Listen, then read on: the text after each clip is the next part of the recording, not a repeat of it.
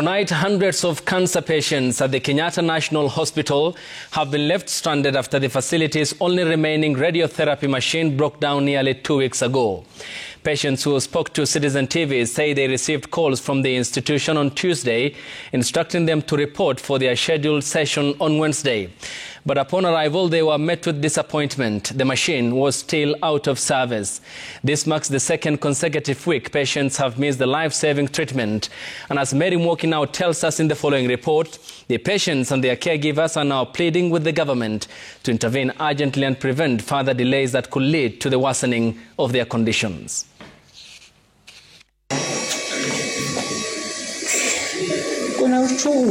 It's the groaning of a patient who has reached her breaking point.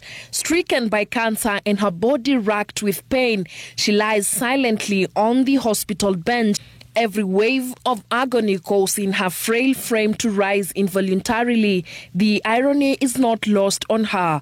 She came to the hospital in search of relief, hoping for treatment that would ease her suffering and slow the relentless advance of the disease. But the life-saving radiotherapy machine she depended on is broken.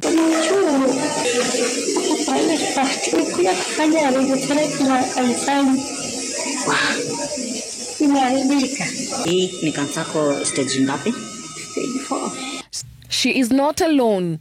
Other patients facing the same fate along with their distraught caregivers are growing increasingly anxious. They say they were first turned away last Wednesday when they arrived for their radiotherapy session, only to be informed that the cobalt radiotherapy machine had broken down. The hospital, they say, promised to call them back once the machine was repaired and operational.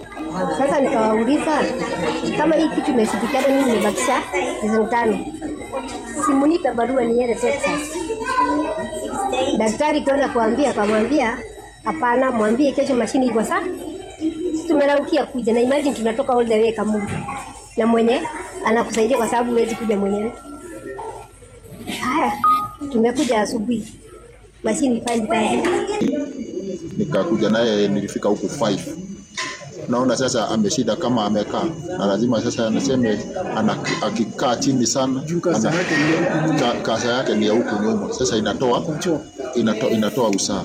Their hopes were however dashed when on arrival they were informed the machine was still out of commission. Ugonjwa unaambiwanga haikaangi mahali moja. Na tena hata daktari anakuwa advise mgonjwa akianza treatment hafai kustop. In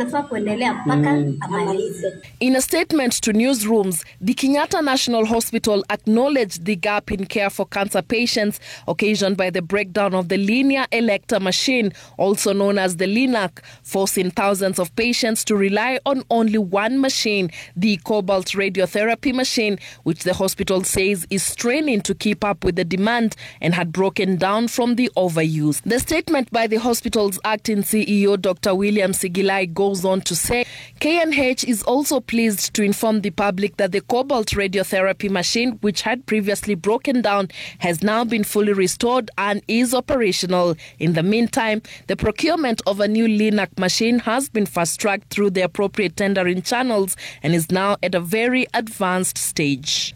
The incident underscores a deeper crisis facing many public hospitals across the country, where overworked, outdated machines are struggling to meet the overwhelming demand for cancer care, leaving patients in a state of uncertainty and despair. Mary Mwoki, Citizen TV.